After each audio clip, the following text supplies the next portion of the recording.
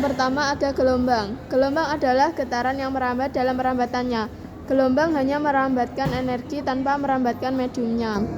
Klasifikasi gelombang. Yang pertama, berdasarkan ada tidaknya medium dibagi menjadi dua. Gelombang mekanik adalah gelombang yang memerlukan medium untuk merambat. Contoh, gelombang bunyi, gelombang via air, dan gelombang pada tali. Yang kedua ada gelombang elektromagnetik, adalah gelombang yang tidak memerlukan medium untuk merambat. Contohnya seperti gelombang radio, cahaya inframerah, dan sinar X. Berdasarkan arah getarannya, gelombang dibagi menjadi dua. Yang pertama adalah gelombang transversal, gelombang yang arah getarnya tegak lurus dengan arah rambat gelombang. Yang kedua ada gelombang longitudinal, adalah gelombang yang arah getarannya sejajar dengan arah rambat. Besaran gelombang. Yang pertama ada frekuensi, banyaknya gelombang per detik. Rumusnya F sama dengan N per T.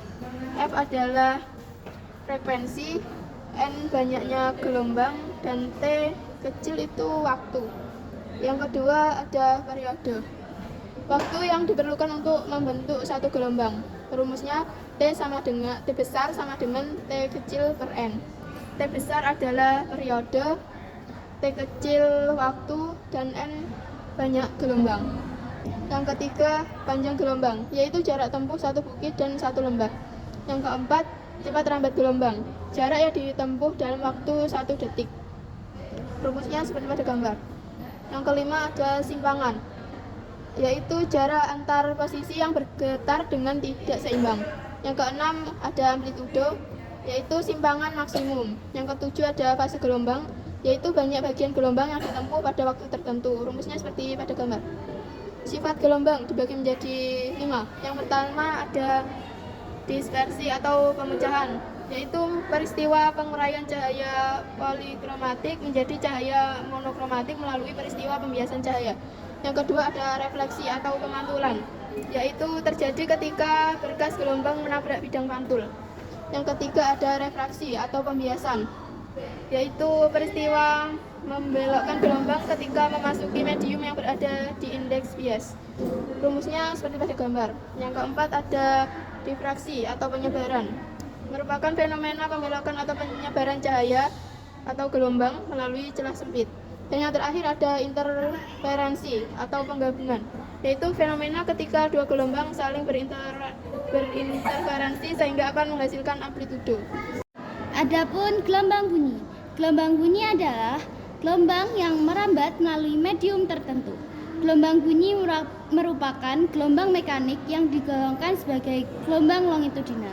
Adapun klasifikasinya, berdasarkan frekuensinya, bunyi dibedakan menjadi 3 bagian. Yang pertama, infrasonik.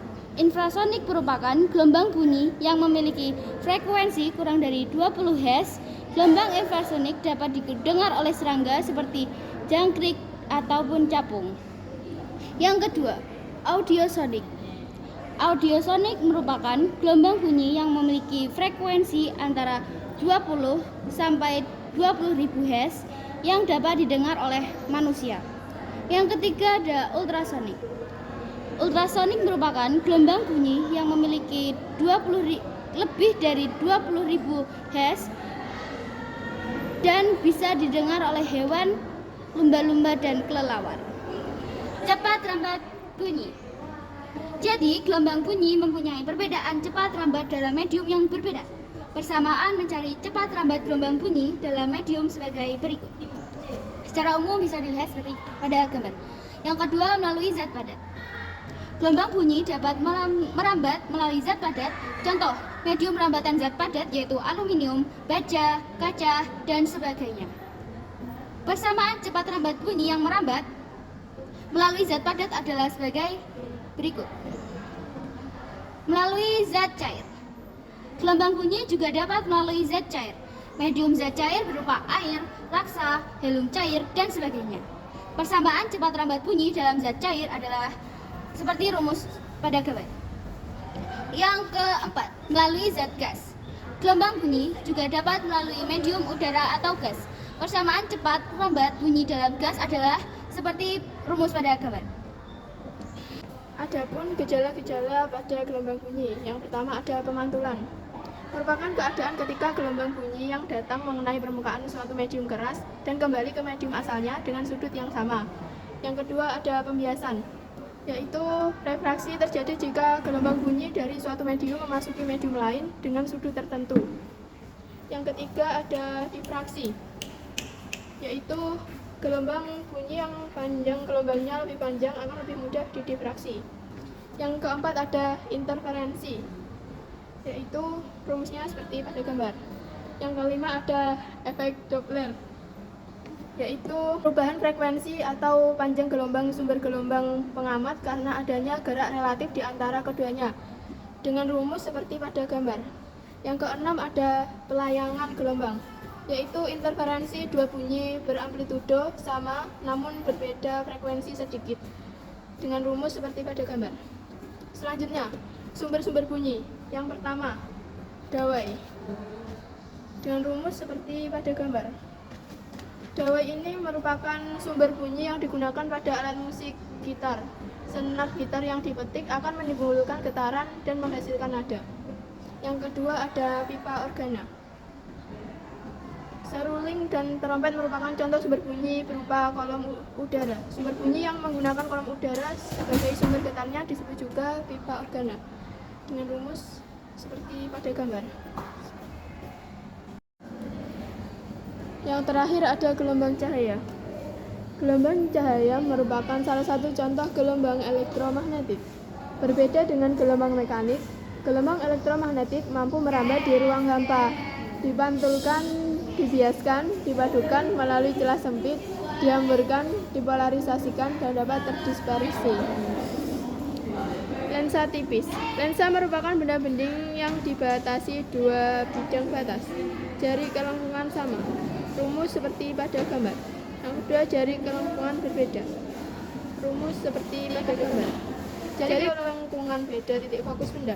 Mengalami dua kali pembiasan udara, prisma dan prisma udara. Terlihat seperti pada gambar. Interferensi, fenomena penggabungan dua gel cahaya yang koheren, amplitudo dan frekuensi.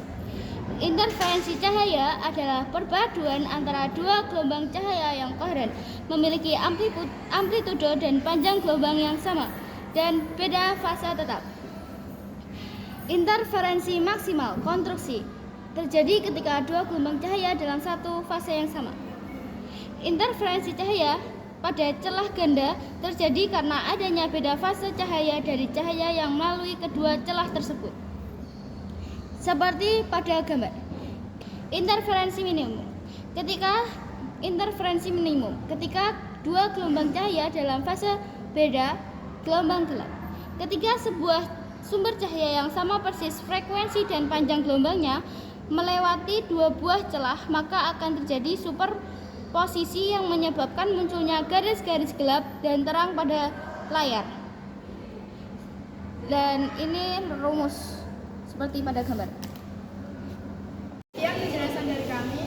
Apabila ada kurang dan lebihnya,